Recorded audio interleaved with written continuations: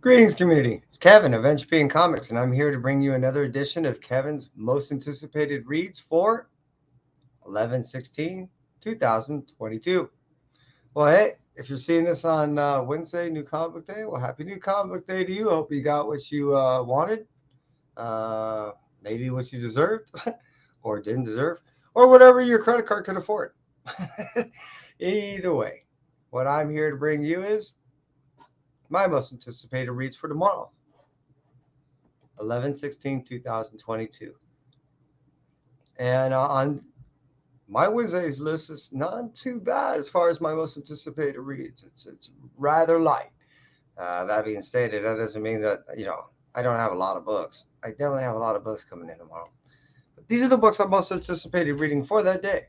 And without further just milking this cow and throwing it at the lilies, then gilding them. Wait, milking lilies? Wait, gilding cows? Anyways, you know what I mean. Let's get to it. Hey, now there is a lovely lady I haven't seen in quite a while. I hope you're doing well. And let's jump into my this list in here. It's really not that intense, and it's not that long. So let's make it quick. Let's make it simple. Let's make it fun, and we even put a little dimple on your face as you smile. Here we go. From Marvel, we're going to jump right into Demon Wars, issue number 1. Now, they've done rather well with Demon Wars, so they allowed Peach Momoko to go ahead and start writing this. It's almost like an ongoing series type thing. She's doing one of these things about on average every 2 to 3 months, ish, somewhere in that realm. Anyways, I'm having fun reading this thing. Um, on and off, she's been doing this for, I think, about almost 2 years now, which has been pretty cool. So, this story in particular is called Shield of Justice. It is a Iron Warrior and Spidey like ally meets and does a small battle with, well, a wielding shielded warrior and his panther like ally. I think we all know what these four characters are. But again, I really been enjoying what Peach has been able to do to take these characters that we know and love and put them into a realm that has been a little bit different. And it's been really interesting what she's been able to do with these characters. Along with the art, I've been really enjoying. Moving over from Demon Wars, issue number 1, that's the Shield of Justice, we're going to cruise over to Golden Goblin. Now, Gold Goblin, I think this was something that everyone knew was going to happen. We were just waiting for it to happen. But this is that, how should I say, that transition into what we know is transpiring into the whole dark web thing. I've been anticipating this read for a while. I want to see more Goblin stuff. I like Goblin stuff. Who doesn't like Goblin stuff? Give me more colors. You got the red coming back. You got gold. You got green. I mean, shit. Let's go ahead and make a rainbow. Why not? Rainbow of fun. It's like Skittles Goblins. Let's go with that. So moving over from Gold Goblin issue number 1 coming out tomorrow, 11/16/2022. We're going to cruise over to DC. DC has Nightwing issue 98. Now, this is the introduction of Nightmite. Now, those of you that like Batmite, well, you're going to like Nightmite. This is the Nightwing. I don't need to tell you. I'm sure you get the picture. But the cool thing is we're going to get a cute little story out of a neat little character. So I'm really looking forward to see what they do with this character and what happens after. Is this going to be something that's going to be cruising down the road, and the whole new character out of DC? I'm curious, and that's why it's on one of my top most anticipated reads for tomorrow. Moving over from there, we're going to cruise over to Dynamite. Now, Dynamite has been producing a lot of stuff that I, unfortunately for me and my wallet, have been liking. The only reason why I say unfortunate is I was actually trying to shed a few books, and now I'm picking them up. Dynamite has been doing that to me. What I mean by that is they've been producing and bringing back comics that I've been wanting to see, such as Gargoyles is coming back, DuckTales is coming back, and now with new series, what I'm about to state right now, Ninjets issue number 3, they're just hooking me, line and sinker, and my wallet down into a place in which I'm digging, but I'm hurting. And what I mean by that is Ninjets has been a fun ride. This is a story of disposable assassins at a college level that are basically trained to go ahead and do what no one else wants to do. Plus, like I said, they're disposable. So more times than not, they're almost on like suicide missions because of that being known.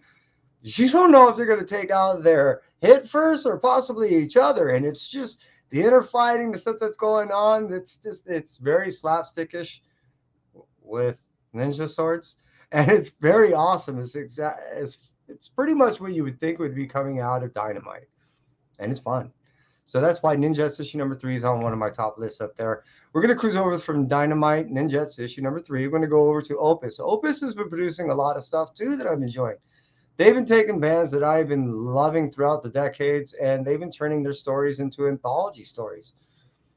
One of which is what I'm going to be mention is Cradle of Filth. Now, Cradle of Filth has been a long time favorite of mine in the gore, hardcore, thrash, almost shock, grindcore scene. And when they've been taking these tales and mostly revolving around Countess Bathory, which is odd because Vanity has been doing the same thing. I don't know what the infinity with the Countess is again, but I love Bathory stories. So I've been digging the fact that they've been going ahead and on Cradle of Filth, issue number 5, they're going to go right back into another Countess story, and it's just sick, evil, twisted. It's awesome. So that's why I really thoroughly am enjoying, these Cradle of Filth stories. I think it ends on 5. I really thought it would end with 6. Go figure. But hey, I've been digging it, and that's why it's up there on my topmost lists. I'm not really anticipated reads from Opus. Cruising over from Opus, we're going to go over to Boom Studios. Why? Win.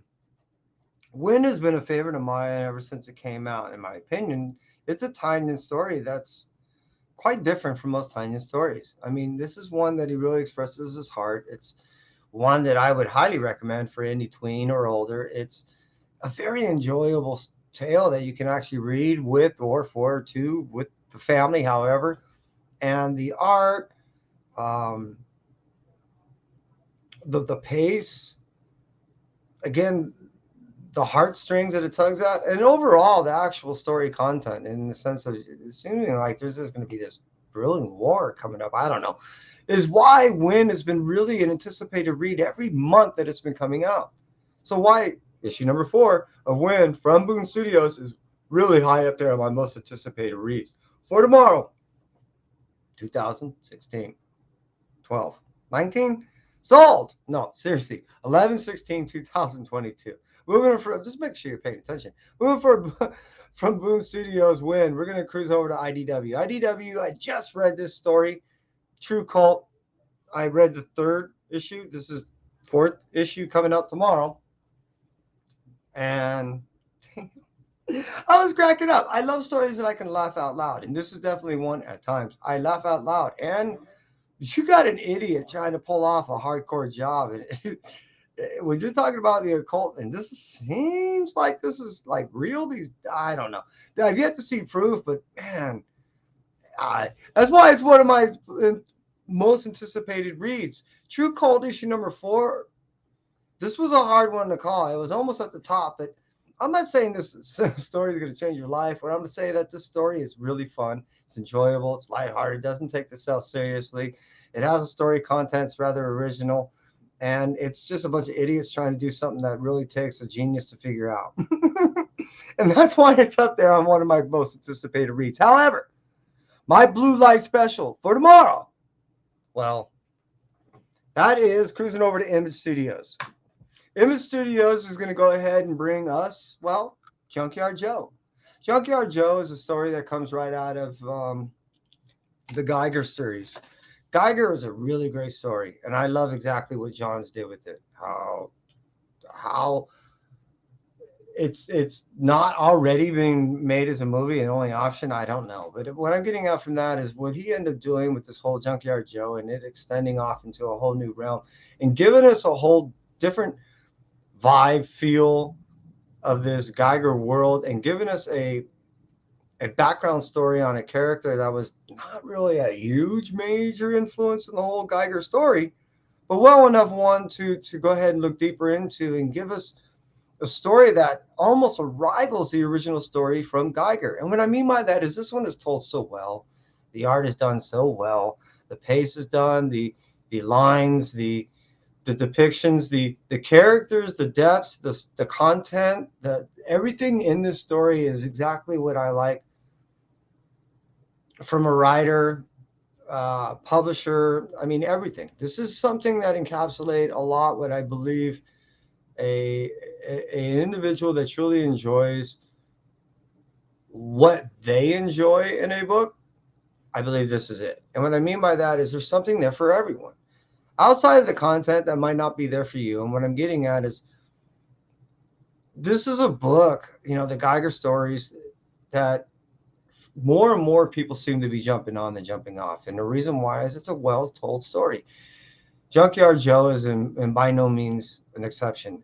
If anything, it is a great example of how you can actually read this and even go back into the original Geiger stories and enjoy them either way you read them. So that's why Geiger, and in this case, this offshoot story of Junkyard Joe, issue number 2, that's coming out tomorrow, 11/16/2022, is my Blue Light Special. And that's it for me. Entropy. You stay well.